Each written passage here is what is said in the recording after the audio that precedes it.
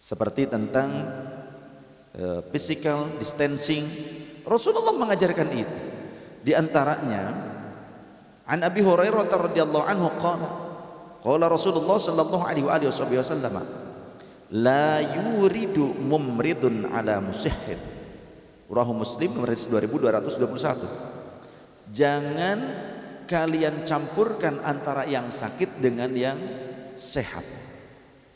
Ini sebetulnya ajaran dari rujukan kita, dari junjungan kita Sayyidul Wujud Sayyidina Muhammad sallallahu alaihi wasallam, manusia termulia yang membawa risalah Islam kepada kita. Beliau mengajarkan jangan campurkan antara yang sakit dengan yang sehat.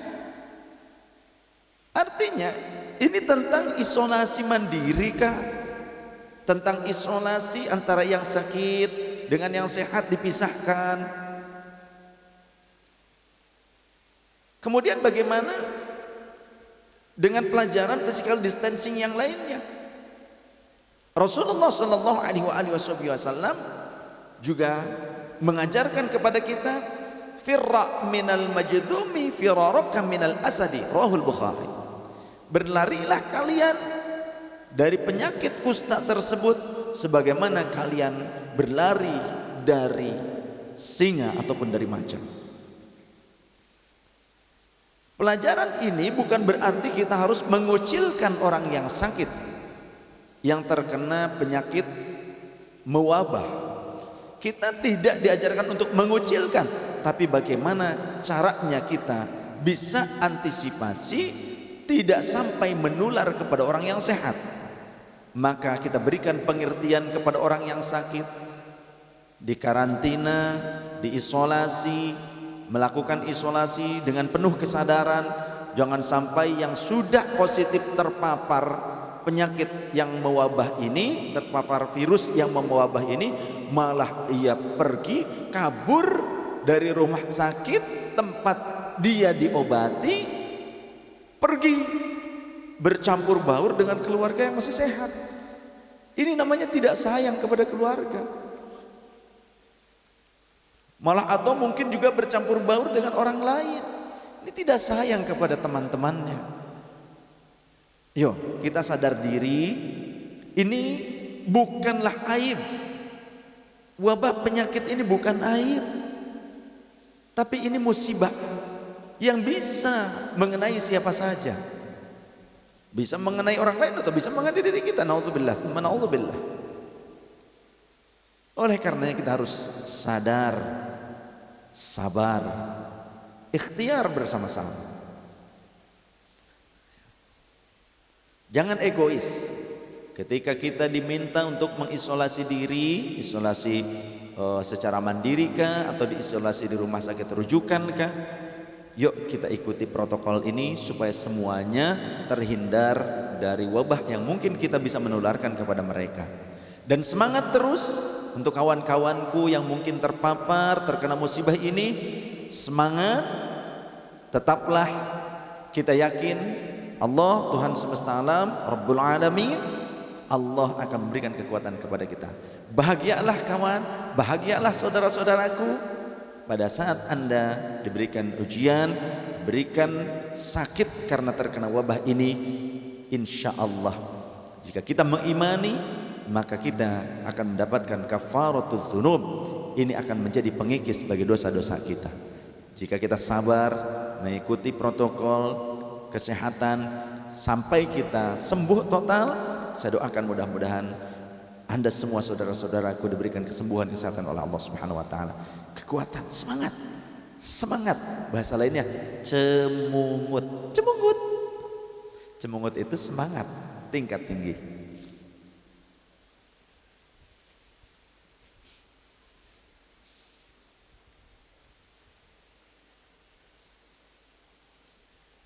Jadi Rasul sallallahu alaihi wasallam ternyata telah mengajarkan bagaimana istilah social distancing, physical distancing kepada kita di masa-masa wabah menjalar di mana-mana. Sebagaimana beberapa waktu yang lalu juga di video sebelumnya saya sudah menyampaikan hadis Rasul sallallahu alaihi wasallam bahwa kata baginda Rasul sallallahu alaihi wasallam, jika ternyata kalian mendengar adanya wabah ta'un, idza sami'tum bih, jika kalian mendengar wabah ta'un di suatu tempat, ya, bi ardin fala tadkhuluha, maka jangan kalian memasuki area atau zona merah yang sudah merebak wabah penyakit tersebut, walaupun mungkin ramai di tempat tersebut. Namun jika sebaliknya, jika ada wabah penyakit bi ardin wa antum biha, justru kalian berada di zona merah di mana sedang merebak penyakit di wilayah kita, fala takhruju minha firaran, maka janganlah kalian pergi berlari dari area yang terkena wabah tersebut, berlari seperti kalian berlari dari medan perang ke daerah-daerah yang belum terkena wabah. Nah, ini justru dilarang oleh Rasulullah karena apa? Bisa membawa wabah penyakit. Bahkan sebagian ulama memandang orang yang pergi meninggalkan, contoh mohon maaf, beberapa zona merah sekarang ada di wilayah Indonesia, tapi ada orang yang tidak faham, tidak bijaksana menyikapi ini semua. Dengan gampangnya mereka berkata ketika mereka malah pulang kampung, yang dimungkinkan saja walaupun mereka sedang tidak sakit, tapi mereka tidak sadar membawa virus tersebut kepada keluarganya. Mereka dengan santainya, tidak, saya tidak akan membawa penyakit kok, tenang saja, sudahlah, saya yakin keluarga saya tidak akan terkena penyakit atau lain sebagainya, seperti itu, menggampangkan. Maka sebagian ulama memasukkan manusia seperti ini ke dalam kategori sebagai orang yang zalim.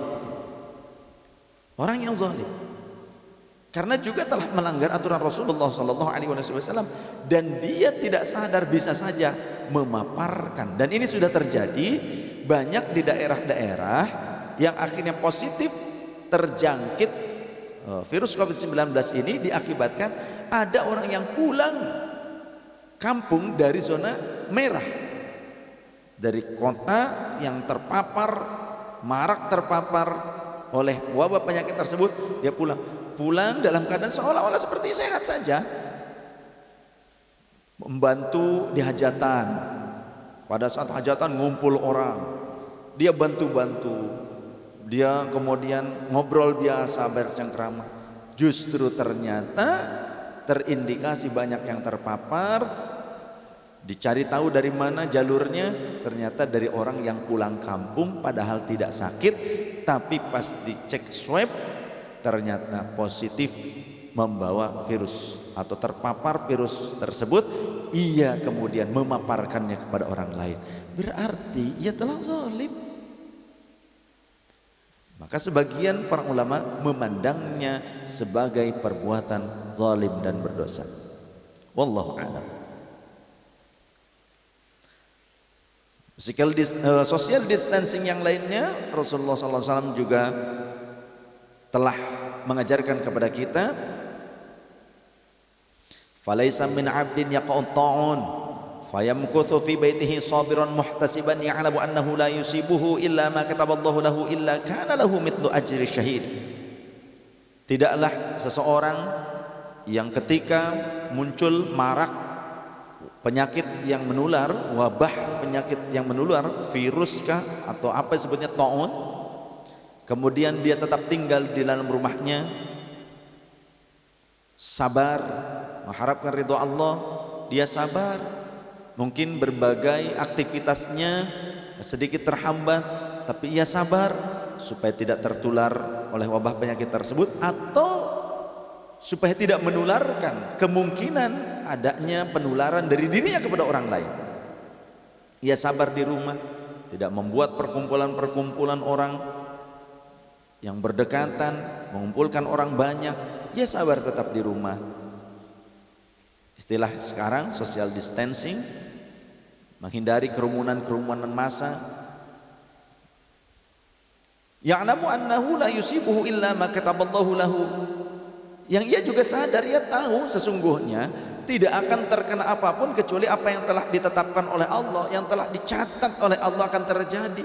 Memang dia sadar, dia beriman, dia teguh keimanannya, dia yakin bahwa sesungguhnya tidak akan mengenainya sesuatu apapun selama tidak ditetapkan oleh Allah mengenai dirinya. Dia sadar itu, tapi tetap dia melakukan social distancing, dia sabar. Bahasa sekarang di rumah aja. Ini dalil yang sangat pas untuk kaum rebahan ini ya. Jadi rebahan saja bela negara. Makanya nanti mungkin yang hidup sekarang nih, anak-anak muda zaman sekarang, jika masih hidup panjang umur sampai punya anak cucu, nanti ditanya sama cucunya, kakek bela negara dengan cara apa? Rebahan saja nak. Rebahan saja sudah bela negara. Inilah saatnya Anda kaum rebahan, Anda bisa bela negara dengan cukup rebahan saja di rumah. Berdoa, zikir, tapi jangan rebahan saja. Isi dengan hal-hal yang bermanfaat. Kita kan bisa memanfaatkan apa yang Allah anugerahkan kepada kita, membuat konten-konten yang bermanfaat untuk orang lain, ya. Kita melawan berita-berita hoax, melawan berita-berita bohong, fitnah-fitnah, karena sekarang masih ada termasuk setan-setan, mohon maaf saya harus katakan ini, sebagaimana tadi dalam surah Shad tadi, ya. Setan-setan kata Nabiullah Ayub alaihissalam yang membawa setan-setan itu telah mengganggunya dengan membawa kepayahan dan juga siksaan berupa penyakit-penyakit. Tapi sekarang ada lagi setan yang lainnya. Siapa?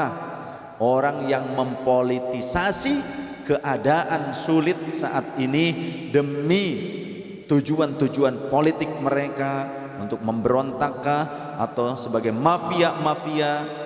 Maka yang seperti itu adalah setan juga, sama, yang menimbun kebutuhan-kebutuhan masyarakat, ya, menimbun kebutuhan-kebutuhan yang dibutuhkan, bukan hanya kebutuhan pokok makanan saja, tapi bisa jadi obat-obatan atau yang lain yang dibutuhkan oleh masyarakat ditimbun. Supaya apa? Supaya harganya dinaikkan, hand sanitizer kah, kemudian yang lainnya, ataupun memproduksi berita-berita palsu, berita hoax, memanas-manasi masyarakat, terus memprovokasi masyarakat. Ini yang seperti ini, setan yang seperti itu masuk ke dalam kategori itu, ya. Semoga saja Allah menyadarkan orang-orang seperti itu, memberikan kesadaran, tobat. Jika tidak, mudah-mudahan Allah mengganti makhluk-makhluk seperti ini dengan makhluk yang lebih baik. Hanya Allah yang tahu bagaimana caranya. Wallahu a'lam. Kami pasrahkan kepada Engkau ya Allah tentang orang-orang seperti manusia-manusia seperti ini. Ada politisi-politisi mafia yang memanfaatkan keadaan-keadaan sulitnya bangsa kita untuk tujuan politisasi di negara ini. Mudah-mudahan disadarkan. Kalau tidak mau sadar, kami mohon kepada Allah ganti makhluk seperti ini dengan yang lebih baik saja ya Allah. Jangan sampai negeri kami carut marut dengan manusia-manusia seperti ini. Amini saja oleh kita sekalian, saudara-saudara dimanapun berada, jika Anda mencintai Indonesia. Dan kita doakan para pemimpin kita, pemangku kebijakan di negeri kita, siapapun itu, dari level nasional, ya, hingga ke tingkat yang terdekat dengan kita di bawah, di grassroots. Mudah-mudahan mereka diberikan kekuatan, kesabaran, kesadaran, diberikan bimbingan oleh Allah Subhanahu wa taala untuk bisa menjaga bangsa kita, untuk bisa mengelola bangsa dan negara kita dengan baik, supaya lebih baik lagi dan kita keluar dari masa-masa sulit ini. Kita doakan para pemimpin kita, kita doakan seluruh rakyat Indonesia. Kita harus sama-sama bahu membahu, bukan saling memojokkan, bukan dengan saling memfitnah satu sama lain, bukan saling menyalahkan, bukan malah mengambil keuntungan dalam kesulitan. bukan malah memprovokasi masyarakat. Mudah-mudahan setan-setan itu segera sadar. Alladzi yuwaswisu fi sudurin nas minal jinnati wan nas. Tak berlebihan kalau kita sebut mereka itu setan. Karena ada kalimat dalam Al-Qur'an alladzi yuwaswisu fi sudurin nas minal jinnati wan nas, termasuk membuat berita-berita yang membuat masyarakat panik, sampai ada yang menolak, warga masyarakat menolak penguburan dari korban wabah tersebut. Nah, pembuat berita seperti ini juga sama, membuat was-was seperti setan. Kemudian yang egois, di saat APD dibutuhkan oleh garda terdepan, tim paramedis dan yang lainnya, ada orang belanja ke supermarket pakai APD, mentang-mentang banyak uangnya. Aduh, Masya Allah. Dan kita juga doakan selain para medis, masih ada saudara-saudara kita yang mereka berada di garda terdepan untuk memenuhi kebutuhan-kebutuhan kita yang stay at home ini, yang tetap rebahan di rumah. Ada sahabat-sahabat kita, saudara-saudara kita yang menjadi pengantar, memberikan jasa pengantaran makanan. Kita cukup di rumah. Ada juga yang tetap menyediakan makanan jadi siap saji untuk diambil, ada deliverynya. Teman-teman kita yang menyediakan jasa ojek, mereka di luar sana mereka berjibaku menolong kita yang di rumah. Kita minta tolong dong belikan makanan mereka yang di luar panas-panasan, yang mereka juga mungkin harus dengan kemungkinan apapun yang terjadi di luaran sana, di saat hujan lah atau menghadapi kemungkinan virus terpapar pada mereka, padahal mereka juga punya keluarga. Kita doakan mereka, karena ada juga saudara-saudara saya yang memang juga mencari nafkah dengan memberikan jasa pelayanan seperti itu. Ada juga pekerja ekspedisi yang mereka memberikan pelayanan jasa kepada kita, menyampaikan barang belanjaan kepada kita. Kita cukup di rumah, tidak perlu pergi kemana-mana. Nanti jasa ekspedisi itu yang mengantarkan kepada kita. Mereka susah payah karena saat musim seperti ini semakin banyak yang harus mereka antarkan. Maka sabarlah, kita doakan mereka, saudara-saudara kita juga itu sama, putra-putri Indonesia yang mereka mungkin harus berhadapan kenyataan dengan bisa saja terpapar atau tidak. Kita doakan mudah-mudahan mereka selamat, mereka sehat. Kemudian saudara-saudara kita yang lain, TNI, Polri, abang-abangku sekalian, adik-adikku sekalian, di saat kita diamankan di dalam rumah, ada orang yang mereka menaruhkan jiwa raga mereka untuk tetap berada di luar rumah. Demi apa? Demi mereka ingin menjadi manusia yang bermanfaat. Karena kepedulian mereka kepada kita putra-putri bangsa Indonesia. Kita doakan mereka mudah-mudahan selamat dan sehat. Di saat dimungkinkan ada orang yang mau membuat rusuh atau memanfaatkan keadaan lain sebagainya, mereka tetap berpatroli. Mereka dengan humanisnya, mereka peduli supaya tidak terjadi penularan. Jadi tolong sadari ketika mereka bertugas melaksanakan protokol untuk kemaslahatan bersama. Ketika mereka menghimbau kepada kita untuk tidak berkerumun, tetap social distancing, physical distancing, itu demi kebaikan bersama. Dan ini adalah bangsa Indonesia, tujuan utamanya. Kita harus sama-sama sadar. Saya juga menghimbau kepada sahabat-sahabatku, abang-abangku sekalian, kakak-kakakku sekalian yang mungkin mereka tidak punya pilihan lain kecuali mereka tetap bertugas di luaran sana demi memberikan nafkah kepada keluarga. Jika mereka tidak berada di luaran, mereka mungkin tidak bisa membelikan susu untuk anak-anaknya, mereka mungkin tidak bisa memberikan obat-obatan, tidak bisa membeli obat-obatan untuk keluarganya yang sedang sakit, yang tidak tercover oleh jaminan sosial kesehatan. Mungkin mereka harus tetap bekerja di luaran sana. Bagi mereka-mereka yang tidak mendapatkan jaminan dari siapa-siapa, mereka harus tetap bekerja di luaran sana. Kita harus sadari, kita harus pahami, yuk kita bantu mereka. Kita bantu mereka. Jika tak mampu memberikan bantuan dengan materi, cukuplah kita memberikan bantuan dengan doa dan semangat, spirit kepada mereka. Minimal kita punya sabun, berikan sabun. Sedikit saja tidak masalah, kita kemas sabun sedikit-sedikit untuk cuci tangan mereka di luaran sana. Jika kita memiliki kelebihan harta untuk memberikan masker kepada mereka, kita bagikan masker kepada mereka.